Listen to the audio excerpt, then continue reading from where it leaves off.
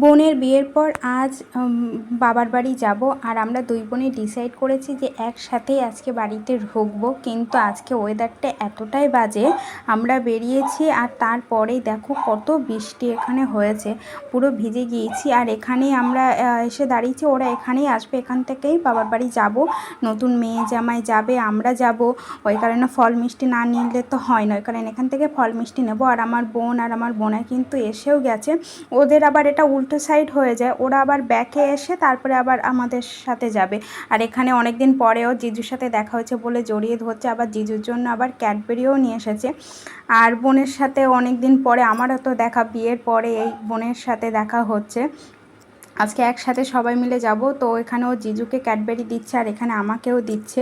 আর এখানে দেখো আমার বোন কতটা খুশি রয়েছে। এরকম খুশি থাকলে কিন্তু নিজেদেরও বিশাল ভালো লাগে যে আমার বোনটা খুশি রয়েছে। আর এখানে আমার বোন আর বোনাই আজকে যাবে ওই বাড়িতে, ওই কারণে এখানে মিষ্টি ডিসাইড করছে যে কোন মিষ্টিটা সবাই খেতে পছন্দ করে, কোনটা নিলে ভালো হয়, কোনটা নিলে সবাই খাবে, কোনটা নিলে খাবে না। তো এখানে ডিসাইড করছে।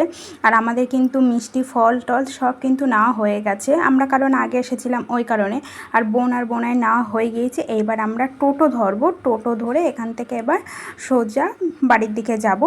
আর এখন একটুখানি বৃষ্টিটা থেমেছে, ওই কারণে আর কোনো অসুবিধা নেই এখন।